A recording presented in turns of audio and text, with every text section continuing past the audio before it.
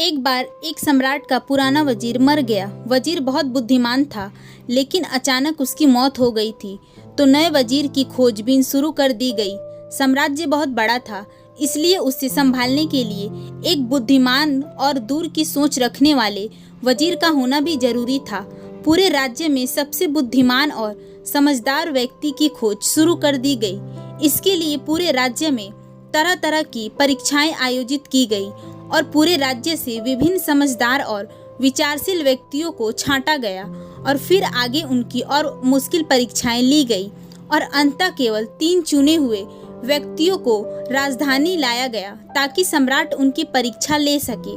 उन तीनों को राजमहल के एक कक्ष में ठहराया गया। सम्राट के द्वारा घोषणा की गई कि इनकी अंतिम परीक्षा ली जाएगी और जो उत्तीर्ण होगा उसे राज्य का वजीर घोषित कर दिया जाएगा। लेकिन आश्चर्य की बात तो ये है कि शाम होते ही पूरे राजधानी में ये बात फैल गई कि सम्राट कौन सी परीक्षा लेने वाला है।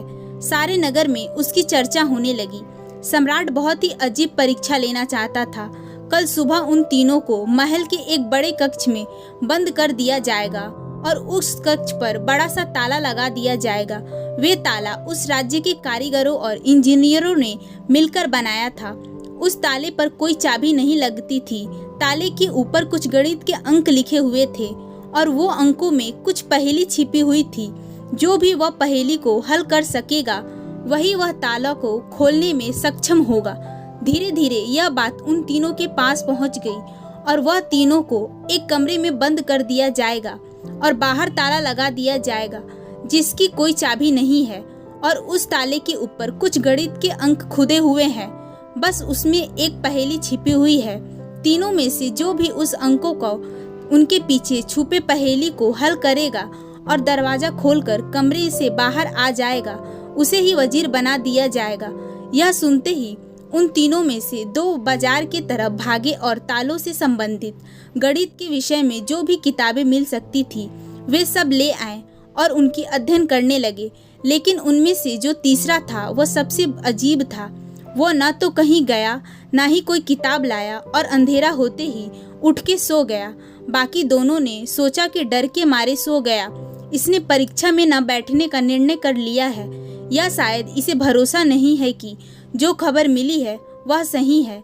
लेकिन फिर भी उन्होंने मौका छोड़ना ठीक नहीं समझा, क्योंकि जिंदगी में सिर्फ एक बार मिलने वाला मौका था। वो रात भर किताबें पढ़ते रहे। तालों के विज्ञान से संबंधित जो भी साहित्य मिला वो सब उन्होंने पढ़ डाला। सुबह हुई तो तीसरा व्यक्ति सोकर उठा और वह तीनों को सम्राट के समक्ष प्रकट किया गया। वह उन्हें पता चला कि जो अफवाह उड़ी थी वह सत्य थी। उन तीनों को बड़े से कक्ष के अंदर बंद कर दिया गया। उसके बाहर एक ताला लगा दिया गया।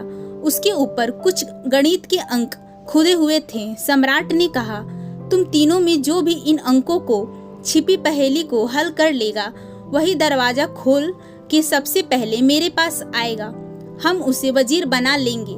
मैं तुम तीनों का बाहर इंतजार करता हूँ। इतना कह के सम्राट बाहर चले गए। वो 2 व्यक्ति जिन्होंने रात भर पढ़ाई की थी अपने वस्त्रों में कुछ किताबें छिपाकर ले आए थे। दरवाजा बंद होते ही उन्होंने किताबें बाहर निकाल ली और ताले पर लिखे नंबर पर एक कागज पर लिखकर उनके हल खोजने शुरू कर दिए। लेकिन वह तीसरा व्यक्ति था, उसने कुछ न किया। वह अपनी आंखें बंद करके कमरे के एक कोने पर शांति से बैठ गया।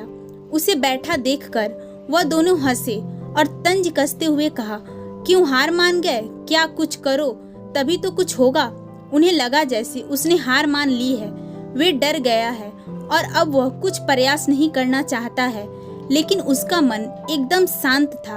उसकी आंखों से स्थिरता झलक रही थी। वे परेशान नहीं मालूम पड़ता था। वे बैठा रहा। फिर अचानक उसे कुछ सूझा। वह उठकर दरवाजे के पास आया और धीरे से उसे धक्का दिया और यह क्या, दरवाजा खुल गया। वे कमरे से बाहर चला गया। लेकिन वे दोनों व्यक्ति अपनी किताबों में ही डूबे रहे। उन्हें पता भी न चला कि वह तीसरा कमरे से बाहर जा चुका है।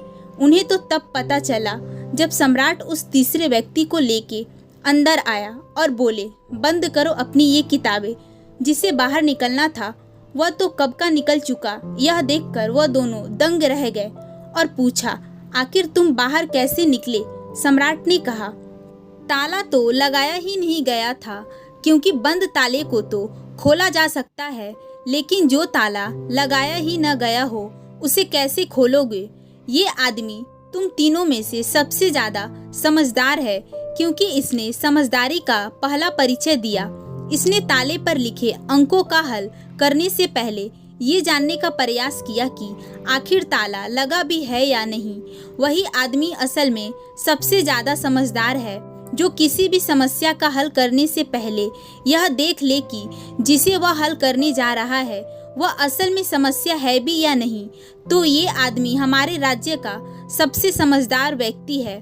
हम इसे अपना वजीर नियुक्त करते हैं। तो दोस्तों, इस कहानी से सीखने वाली बात यही है कि जब भी हमें लगे कि हमारे सामने कोई बड़ी समस्या है तो जल्दबाजी में घबराकर उस समस्या का समाधान खोजने के बजाय हमें ठंडे दिमाग से यह सोचना चाहिए कि जिसे मैं समस्या समझ रहा हूँ वह असल में समस्या है भी या नहीं, या असल समस्या कोई और ही है जो अभी मुझे दिखाई नहीं दे रही है।